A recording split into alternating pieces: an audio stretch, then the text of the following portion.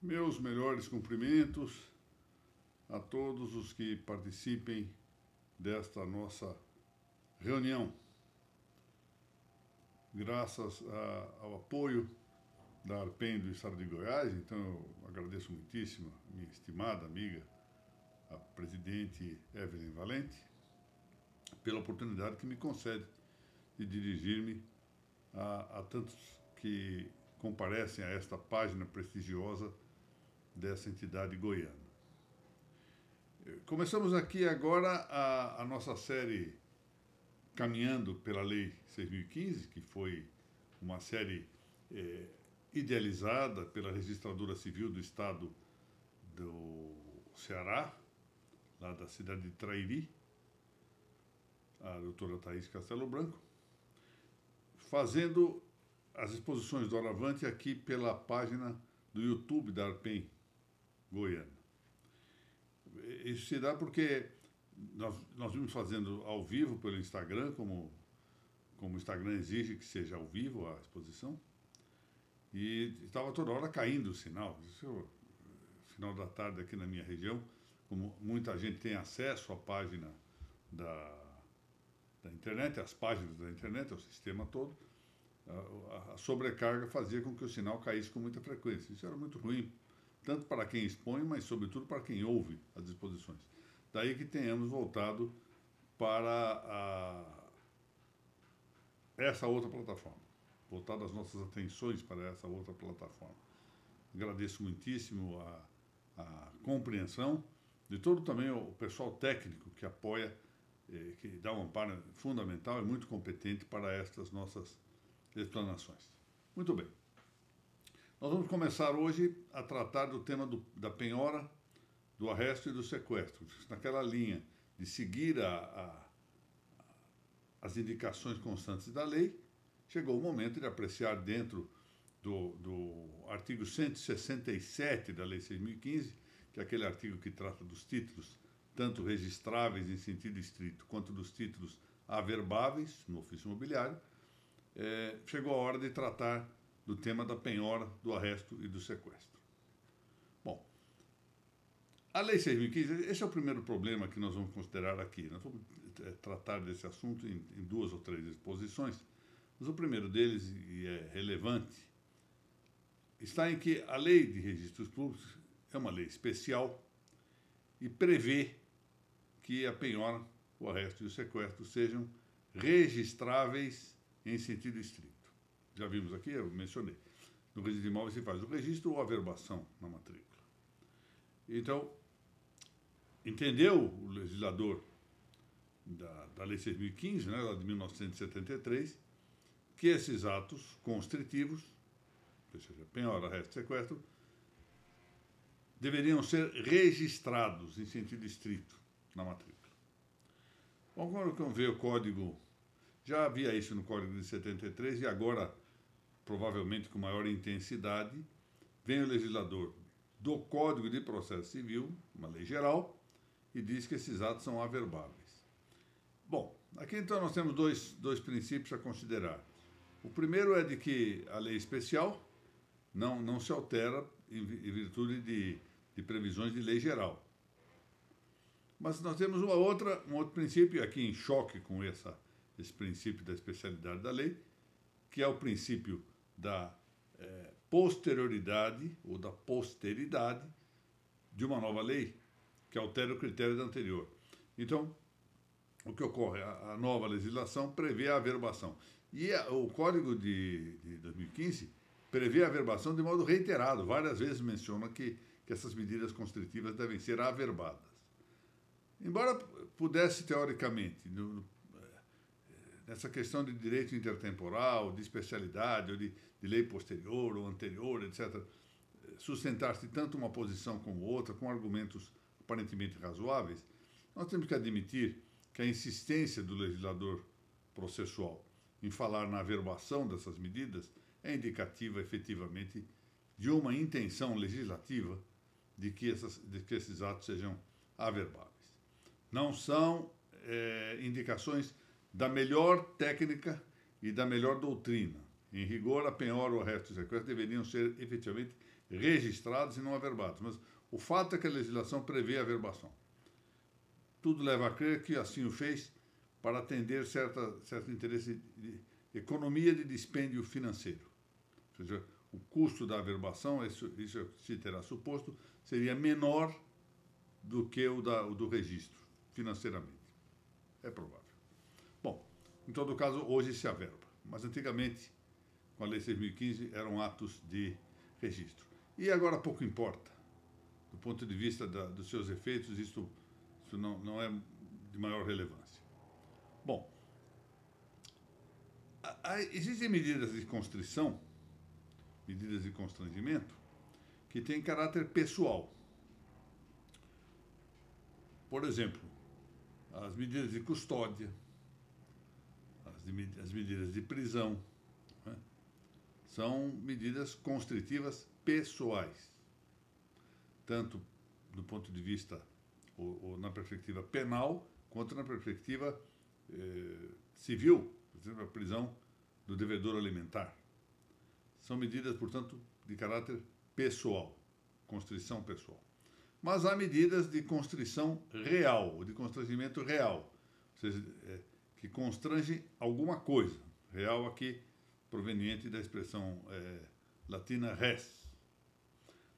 Então, a penhora, o arresto e o sequestro são exemplos de medidas de constrição real, que estão longe de esgotar o rol das constrições de caráter patrimonial. Ou seja, existem muitas outras figuras de constrição ou constrangimento real, algumas vezes imbricadas, ou seja, sobrepostas. Por exemplo, as proibições, sejam totais, sejam parciais, do poder de disposição, ainda que provenha de via administrativa, provenha de via negocial ou de via judicial, e aqui nós podemos pensar nas testamentárias, por exemplo, as cláusulas de inalienabilidade, são medidas constritivas. Ou seja, realmente constrangem, de algum modo, o bem objeto dessa constrição. E essas medidas não possuem, no direito brasileiro, tratamento unitário. Elas não é só entre nós. No direito estrangeiro também há essa deficiência de não termos um tratamento unitário nem sistemático suficiente para esse conjunto de medidas de constrangimento real. Então, aqui no direito brasileiro é fácil de ver isso, não é? Nós temos, por exemplo, a cautelar fiscal, que é objeto da Lei 8.397, de 1992. Medida cautelar fiscal é uma medida de constrangimento real. Temos o arrolamento cautelar, temos o bloqueio que está previsto na própria Lei de Registros Públicos, no parágrafo 3º do artigo 214 da Lei 6.015. Temos uma série de medidas de indisponibilidades, algumas delas até indicadas administrativamente.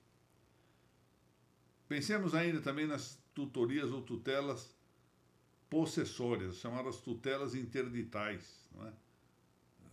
Especialmente a inibição, por exemplo, de constante das medidas de reintegração de posse, de manutenção de posse, etc. No processo de desapropriação, nós temos uma outra medida constritiva real, de logo, que é a emissão na posse, que também se dá no despejo. Temos a arrecadação de bens, que é prevista na Lei de Falências. Arrecadação de bens quanto aos bens vagos, quanto aos bens dos ausentes, quanto à herança jacente. Ou seja, há um conjunto muito grande de medidas constritivas de caráter real. Bom, por sua vez, essas medidas constritivas reais, entre as quais, volto a dizer, contamos a penhora, o arresto, o sequestro, podem ser ou medidas de garantia, que são chamadas medidas cautelares, quanto medidas satisfativas, que são as medidas executórias. Então, nós temos dois tipos aqui: medida cautelar e medida satisfativa, já em via executória. E ela sempre, seja cautelar, seja satisfativa ou executória, ela sempre possui a característica em ser uma apreensão de coisas. Sempre há uma apreensão de coisas. Ainda, aqui é preciso dizer isso, às vezes a apreensão é apenas jurídica. Ou seja, ela significa apenas que a separação ou interdição de sua circulação. Quando se dá isso? Por exemplo, faz-se a penhora de um bem, apreende-se esse bem, mas na hora de depositar esse bem apreendido, deixa-se o bem apreendido com o próprio devedor. Isso é muito comum ainda quando se faz penhora de grandes máquinas industriais. Em execuções fiscais é comum. Eu fui juiz dos anexos fiscais lá da comarca de Guarulhos, isso nos anos 80 do século passado, isso é muito tempo. E era frequente que se fizesse a penhora recaindo sobre grandes máquinas das indústrias. Especialmente nas execuções fiscais federais, isso era comum.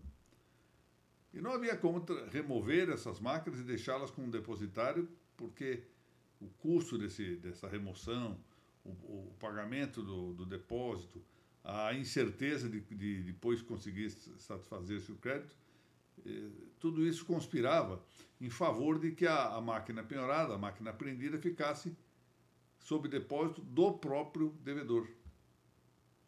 Então, havia a apreensão, ou seja, ela era separada da circulação econômica, não podia ser vendida, não podia ser de algum modo alienada, locada, etc. Ela está aqui apreendida como se estivesse na mão de um depositário estranho. Mas não houve remoção, de maneira que aí havia uma apreensão jurídica, mas não fática, porque continuava na posse do devedor. Disso resulta que quando se trate de bens imóveis, que é o que aqui mais nos interessa, existe uma evidente conveniência social para que essas medidas de constrição sejam inscritas no registro imobiliário. Porque é preciso dar notícia da penhora para aqueles que possam eventualmente negociar os imóveis. Porque o imóvel é o caso típico, que ele não se desloca, ele é apreendido juridicamente, mas nós não temos uma apreensão física. Em certos casos, até seria possível indicar um depositário que não fosse o devedor, mas frequentemente esse fato não se faz, e para mais ele não é claramente noticiado. Aqui em São Paulo havia uma placa antigamente ali perto do shopping JK, ali no Itaim. Era uma placa imensa em um imóvel dizendo que o imóvel era objeto de uma ação de uso capião e que ninguém alegasse ignorância. Isso é uma forma, digamos, social de fazer a publicidade, mas demonstrando a necessidade de dar-se a conhecer alguma coisa quando o bem imóvel é litigioso ou está penhorado, etc. A notícia é necessária para a segurança jurídica. E a melhor forma é fazê-lo de maneira sistematizada, institucionalizada, num local que atraia efetivamente o conhecimento, ou seja, o foco próprio, atrativo de todo o conhecimento. Isso se dá com o ofício imobiliário. Bom, claro que o registro de imóveis não atende a todas as situações das medidas constritivas. Por exemplo, não temos, no caso brasileiro, e a experiência estrangeira parece não recomendar solução diversa, a inscrição das tutorias nas demandas possessórias. Muito bem. Olha, vejam que a Lei 6.015, a propósito desse conjunto, e não é só a tutela possessória, que não vai para o registro de imóveis no Brasil, mas também nós não tínhamos e não temos previsão expressa na Lei 6.015 de registro do arrolamento cautelar. Porque, a bem da verdade, o que aconteceu é que a regulativa do registro, na Lei 6.015, atendia à época da sua elaboração, ou seja, entrou em vigor em 76, a Lei de Registros, mas ela estava já publicada em dezembro de 73, que é a data da sua promulgação. Muito bem. A essa altura, o Código de Processo Civil que vigorava era o Código de 1939. Então, de fato, portanto, a elaboração legística de nossa atual normativa de registros públicos, ou seja, da Lei 6.015, foi concomitante com o Código de 39, embora, curiosamente, só tenha entrado em vigor depois da vigência do Código de Processo Civil de 73. Ou seja, a nossa lei foi elaborada tendo em conta o Código de Processo Civil de 39, mas ao entrar em vigor já também vigorava o Código de Processo Civil de 73, o famoso e muito bem articulado Código Buzaide, lembra-se? O Código de 73, que foi um grande Código de Processo Civil. Então, se nós considerarmos o que dispunha o Código de Processo Civil de 39, tinha um dispositivo dizendo que cabia o arrolamento e descrição dos bens do casal e também dos bens próprios de cada um dos cônjuges para posterior inventário. Quando? Quando coubesse desquite, nulidade ou anulação de casamento. De maneira que, se nós formos ver bem, a função desse arrolamento era só probatória. Era só de produzir uma prova que depois fosse servir para um ulterior inventário nesses casos de desquite, de nulidade ou de anulação de casamento. Se chama uma espécie de Humberto Teodoro Júnior, grande processualista mineiro, dizia com razão, falava aí na ideia de um inventário preventivo. Era um arrolamento mesmo, ou seja, uma indicação. Aliás, em Portugal se fala muito no arrolamento com esse sentido de inventário, fazer um rol das coisas, como o nome está dizendo, arrolar. Fazer uma lista, fazer um rol. De maneira que fosse o caso, assim, de pretender-se acrescentar a garantia de um inventário para a partilha, caberia então adicionar a providência da arrecadação de bens. Então, se eu quero garantir algo para a partilha, eu não me valho do arrolamento cautelar no Código 39, mas da arrecadação de bens. Bom, já no Código Civil de 73, que foi o código posterior, o arrolamento cautelar passou a corresponder aos supostos do fundado receio de extravio ou de dissipação de bens. Então, agora já ele adquire efetivamente um aspecto mais amplo, e com o fumus boniuris passa a estar, e com ele também o periculum in mora, no fundado receio de que os bens se extraviem ou de que sejam dissipados por alguém que os detenha. Então, o que se contempla aqui já não é o interesse de arrolar ou alistar bens, mas sim o de conservar os bens. Tanto é que se prevê, no Código 73, a nomeação de depositário desses bens. Um ótimo processualista, um jurista importante, Ovídio Batista da Silva, fala que nisso há uma constrição semelhante à constrição do sequestro. Ou seja, esse arrolamento cautelar teria mais ou menos as funções do sequestro. E vai a ponto de que o autor que mencionamos há pouco, Humberto Teodoro Júnior, diz que o Código de Processo Civil incidiu numa inútil duplicidade de naturezas objetivas, porque já não distinguia mais entre o arrolamento e o sequestro. Bom, hoje já é preciso admitir que caiba o arrolamento cautelar de bens e que deve ser averbado no registro de imóveis. Por todos esses motivos já assinalados, que ele tem uma função importante não apenas de alistar, mas de arrecadar, ao menos juridicamente. É um outro tema que se aproveita para mencionar, que é o do protesto contra a alienação de bens, outra vez aqui, com efeitos de constrangimento. Instalou-se uma interessante discussão doutrinária, ainda no século passado, isto lá na década de 80 e início da década de 90, firmando-se 3 posições a respeito da possibilidade de levar o protesto contra a alienação de bens, que é também, de algum modo, uma medida constritiva, sui generis, mas constritiva. Firmaram 3 posições diversas. Uma era adotada pela jurisprudência administrativa de São Paulo. Na altura, na década de 80 do século passado, a jurisprudência administrativa de São Paulo tinha um certo prestígio ascendente sobre boa parte das jurisprudências locais, ou seja, dos vários estados da federação. Isso se explica já pela estrutura mesmo. Em São Paulo se criou um corpo de juízes um corpo de juízes que dialogava muito com os registradores para entender as situações de fato, mas um corpo de juízes que então trazia uma elaboração doutrinária própria.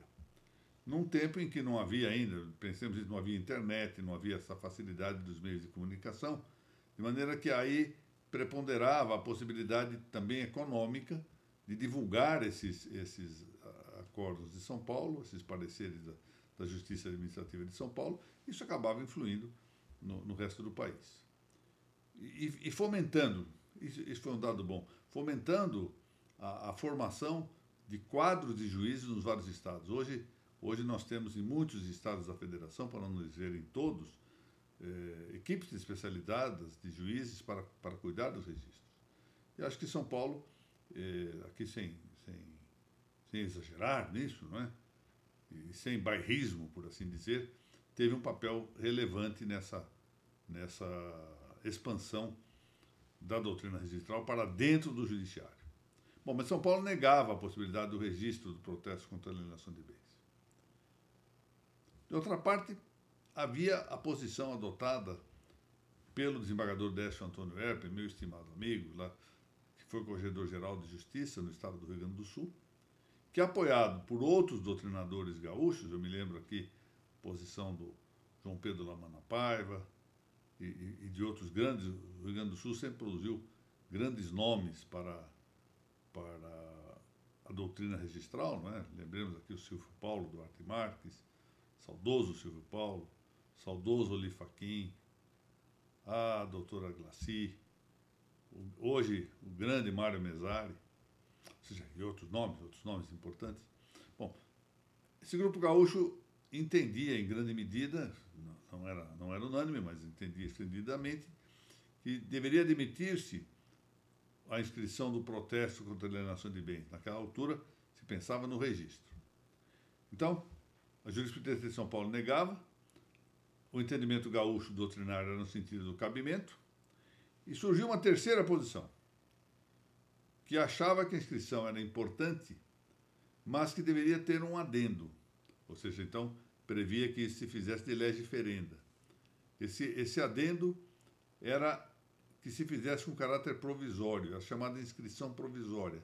Ou seja, levar-se-ia o protesto contra a alienação de bens para o registro de imóveis, mas essa indicação no registro de imóveis estaria sujeita a um prazo de caducidade, um prazo de sua validade. Valeria, por exemplo, por 6 meses, por 1 ano, por 2 anos, não importa.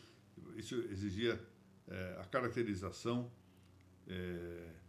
bem clara do prazo de vigência da anotação, sob pena de paralisação da alienação. Porque, imaginem se um protesto de alienação de bens constasse na matrícula sem indicação de prazo de vigência, isso poderia paralisar a alienação do imóvel, a disponibilidade do imóvel, eternamente. Eternamente é modo de dizer, não é? Ou seja, por um prazo indeterminado muito, muito longo. Ora, essa indicação legal terminou por adotar-se em um julgado do Superior Tribunal de Justiça, que foi relator o ministro Barros Monteiro, que entendeu que cabia ao poder cautelar do juiz, essa faculdade geral de cautela que deve ter todo juiz, levar à inscrição do protesto contra a alienação de bens. Então, passou a admitir-se e hoje já se tem admitido com mais frequência. A bem da verdade, eu não tenho notícia do efeito que eu sempre temi de paralisação das matrículas por largo tempo, da alienação da disponibilidade do imóvel por largo tempo. Não tive notícia disso. Até porque não é muito frequente a medida cautelar de protesto contra a alienação de bens. Bom, no caso da posse, que é outra das medidas constritivas reais que nós temos que considerar, a experiência no direito estrangeiro parece não recomendar, não anima muito a que se admita o registro da posse no ofício imobiliário. A posse, que é de notoriedade intrínseca, ou seja, ela por si própria é indicativa desse relacionamento físico de alguém com o objeto da possessão, ela suplementa-se de duas maneiras, de dois modos, pela publicidade registral. Pelo primeiro modo, o registro, o que ele tem por meta é dar visibilidade a situações que não sejam intrinsecamente manifestas. Por exemplo, é visível que eu tenho a posse desta gravata. Isso aqui não precisa ser registrado. Eu próprio, quer dizer, a posse mobiliária, ela é manifesta, expressa, se torna notória por esse relacionamento, ou seja, há uma manifestação intrínseca. Mas existem situações em que essa manifestação não é intrínseca. Valiet de Goitsolo, diz que o papel do registro é, de algum modo, converter o notório intrínseco em notório extrínseco. Bom, mas isso não é cômodo, não é fácil, não é tão simples assim. Quando não há notoriedade intrínseca, o registro tenta fazer, o quanto possível, o papel de dar notoriedade àquilo que não tem notoriedade. Ou seja, por isso que se fala em notoriedade extrínseca. O segundo modo resulta da presunção possessória, que deriva da publicidade relativa às titularidades jurídico-reais. Bom, então, há uma presunção possessória, de tal sorte que, constando algo do registro como estando na posse de alguém, a presunção derivada disso é que a posse se exercida sob algum título, pode ser um indício, um vestígio do domínio, etc. O que não parece convir, esse é o ponto, é a inscrição autônoma da posse. Porque então pode ocorrer um conflito entre possessões, entre a possessão factual e a possessão tabular, ou a possessão registrária. Imagine o que seria alguém munido de suponho, de uma ata notarial, levar a registro a indicação de que está na posse de um imóvel. E essa possessão, eventualmente, ser desconforme com a posse tabular, ser simples fato. Um fato que também precisa ser indicativo de uma certa continuidade no tempo, que a ata notarial dificilmente poderia ser indicativa suficiente, ou seja, o notário apanha geralmente um instantâneo e não uma situação continuada no tempo. Não é? Portanto, parece que a experiência no estrangeiro, na Espanha houve uma ida e vinda de admissões e não admissões do registro de posse, e concluiu-se que melhor parece não admitir esse registro. No nosso caso, de um modo geral, não se admite. De um modo geral, uma ou outra exceção poderia ser discutida, por exemplo, o caso da emissão na posse da desapropriação, etc. Mas em caráter muito excepcional. Bom, antes de passar ao exame específico dos institutos de que nós estamos tratando, isso nós vamos continuar na próxima exposição, é preciso pensar em algo relativo aos efeitos que se esperam obter da inscrição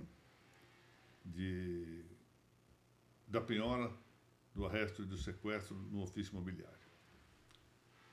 O Código de Processo Civil vigente, ou seja, de 2015, repisou a linha traçada na legislação imediatamente anterior, que era a Lei 11.382 de 2006, então, ainda ao tempo, portanto, do Código de 73, e repetiu no parágrafo 4º do artigo 828 dele, Código de 2015, o que já constava do 615-A do Código de Processo Civil de 73.